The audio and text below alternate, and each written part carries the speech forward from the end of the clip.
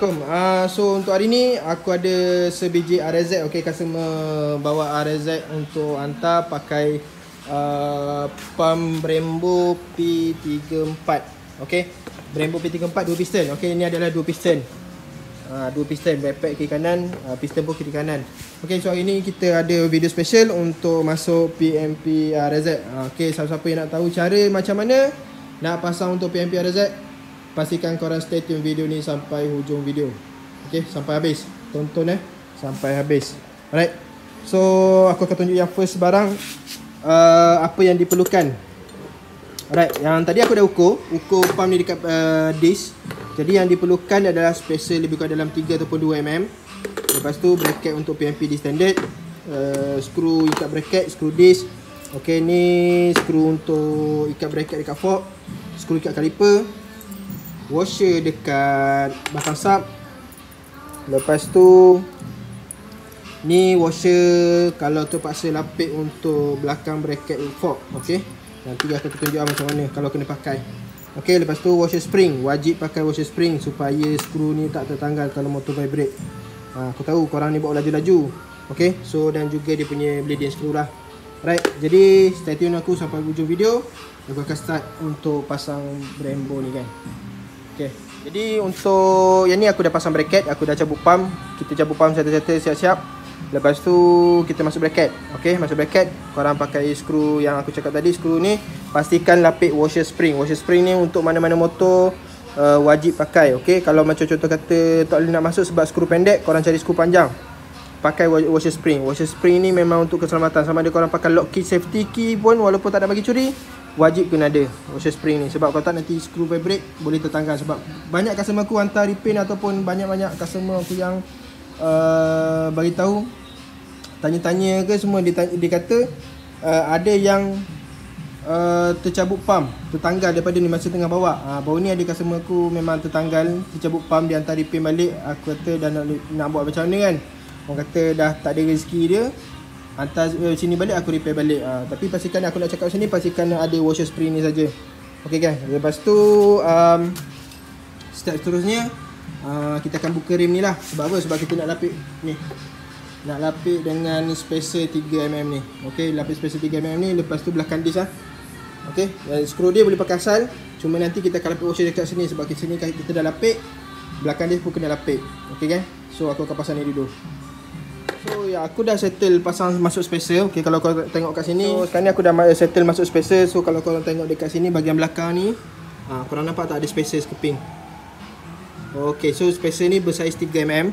Jadi kalau korang pasang, tengok kat tepi ni, susah sikit nak tengok. Okay, bahagian tepi ni, okay, macam ni korang nampak Okay, disk dengan fork dia agak rapat. Okay, tapi dia tak menjejaskan apa-apa. Dia tak, selagi tak bersentuhan, tak ada masalah. So sekarang ni aku tak lapik lagi washer dekat sini, sebabnya kita nak test dulu. Okay, so sekarang ni kita nak test dulu, sebab tu kita tak masuk washer spring. Sebab kat sini kita tak lapik apa, tak bersangkut dengan fork. Jadi kita tak perlu nak lapik apa-apa lah. Okay, jadi yang seterusnya, korang dah boleh ambil pump ni. Okay, korang masuk kat belakang ni.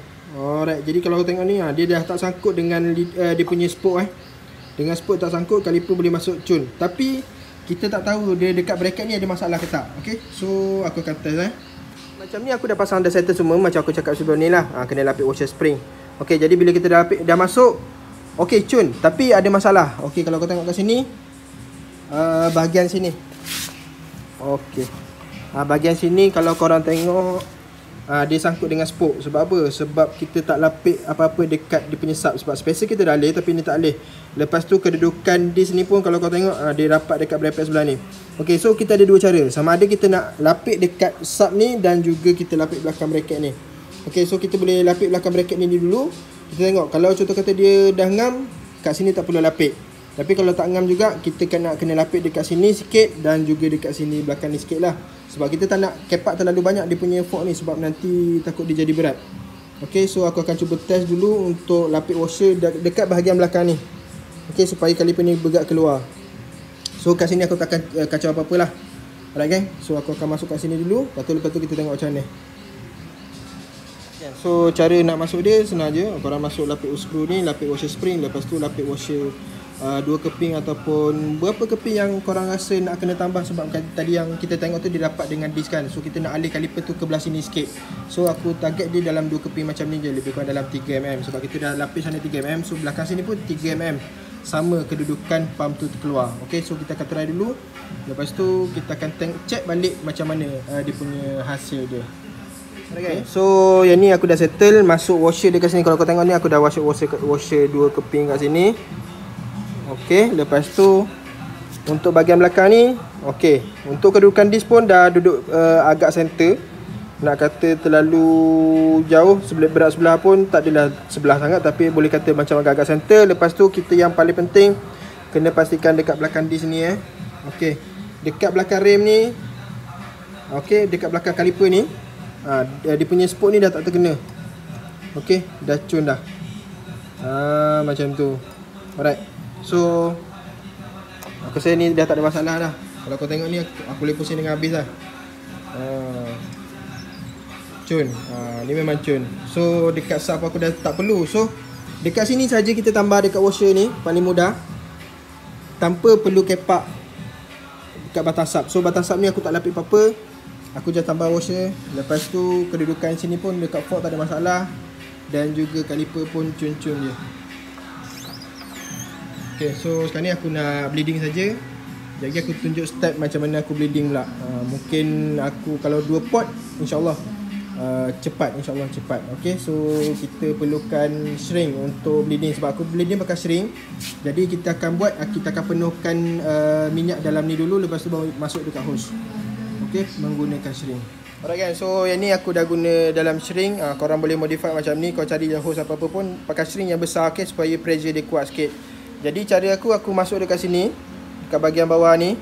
Okay, sekarang ni buih tu konsep dia akan naik ke atas. Jadi korang tekan je kat sini, sambil korang tutup kat sini sikit. Jangan bagi dia keluar banyak. Okay, jadi tekan tu sampai minyak keluar sikit lah. Macam tu. Sampailah buih dia keluar. Dah buih habis tu, dah settle lah macam ni. Korang tutup je balik supaya minyak dia tak terkeluar. Okay, dah. Korang buka je macam ni. Okay, korang buka open macam ni. Lepas tu korang je kat bawah. Kat bawah korang pastikan korang cocok je macam ni. Sebelum ni aku tak tekan lagi. So lepas korang pasang hose, korang tak perlu tekan lagi. Korang je masuk je macam ni. Buka sikit. Okay, bila korang dah buka sikit macam ni, lepas tu depan mata ni korang tekan je. Tekan. Lepas tu pastikan bawah ni, kalau kau tengok nanti buih dia akan keluar. Okay, aku buka macam ni. Okay, right. Bila dah buka, kalau kau tengok dalam hose tu, dia akan pastikan piston ni berjalan. Nampak buih dia terkeluar. Macam dekat sini buih dia terkeluar. Korang nampak so buih-buih ni lah yang kita tak nak. Right, kita nak buang buih-buih ni. Kalau ada buih ni, yang tu yang menyebabkan pump korang kosong ke apa ke. So bila dia dah penuh, kita tengok atas. Atas pastikan minyak dah tak ada lah. Okay, sampai habis. Lepas tu korang ketatkan balik kat bawah ni.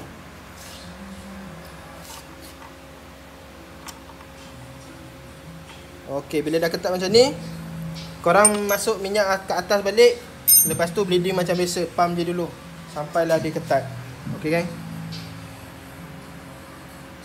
Alright. Okay gang, dah siap. Okay, so aku dah settle bleeding semua. Macam aku tunjuk tadi, simple saja. Korang masuk kat bawah ni. Lepas tu bila korang dah cocok tu, last kali step, korang buka sikit sini, masuk hose. Korang pump ke atas ni sikit. Korang pump sikit je, jangan pump banyak sangat. Biasa je, biasa. Nanti dia akan minyak, buih akan keluar. Okay, bila buih keluar, korang tutup. Lepas tu dah settle bahagian bawah, korang pump je kat atas. Pump atas ni dah settle. So pump ni memang sedap. Dah macam original punya. Okay, bawa pun memang, tayar pun memang ringan. Okay, tadi aku lupa nak tunjuk ke korang. Tayar dia memang pusing ringan gila. Tak ada sangkut, tak ada berat apa. Bunyi tu memang biasa lah, sebab bunyi brake pad apa semua kan. Okay, so itu saja untuk video kali ni. Jangan lupa support aku punya YouTube channel, follow aku punya Instagram, right, dan share dekat member yang mana nak pakai Brembo ataupun nak pasang. Okay, itu saja. Assalamualaikum warahmatullahi wabarakatuh. Thank you guys.